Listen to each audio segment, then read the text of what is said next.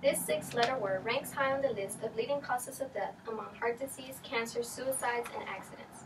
Approximately 110 million people die each year as a direct result. That means every 2 seconds, 7 people die from this. You might have guessed it or not, but that word is stress. Stress is a condition that the general population has grown accustomed to, but if not managed properly can cause severe consequences. Whether you're a frequent stressor or simply interact with one, it is important to know what stress is, its causes and effects, and ways to cope with it. Today, I will outline key characteristics involving stress so that we may be more informed on this topic. To begin, I will define stress and outline its major causes. Stress is more than just a worried or anxious feeling. In fact, according to helpguide.org, it is the body's way of responding to any kind of demand or threat. What occurs next is the fight or flight reaction, in which the body releases a load of stress hormones. In some cases, stress can be a good thing. For example, in times of danger, it allows for the body to react faster. Small amounts of stress are what keep us alert and motivated. However, the issue is when the amounts of stress a person is experiencing is at high rates and over prolonged periods of time. This is bad stress and can cause physical and mental harm. But what causes stress? Well, according to the Medical Surgical Nursing book, stress can be caused by both internal and external factors. Now, this isn't a complete list, but it's some that we note the most. External factors include money, work, school, relationships, and health issues. Internal factors include personality, attitude, diet, and sleep. Next, I will talk about major effects of stress.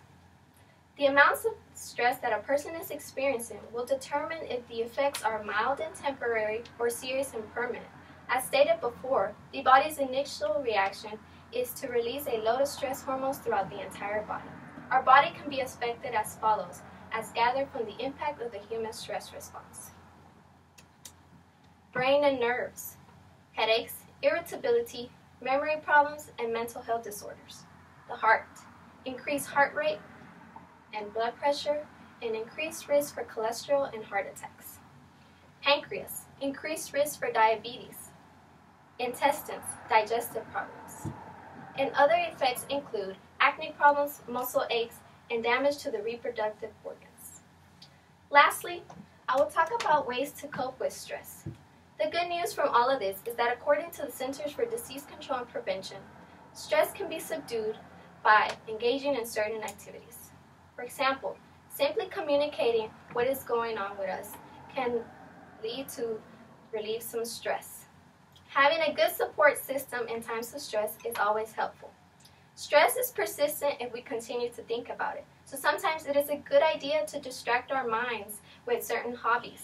For example, listening to music, reading a book, watching a movie, or engaging in meditation and therapies.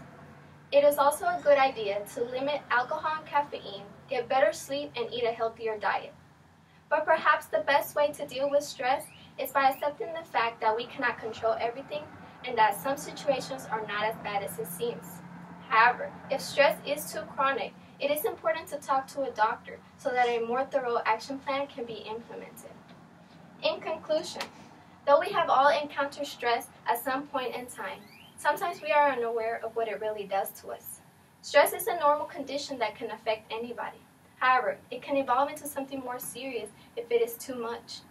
Stress can be caused by many factors, some which we can control and others we cannot. Fortunately, there are ways to cope with stress. So, with the information that was presented today, we know that stress is a pretty big deal, but with proper measures, we can lead a calmer life.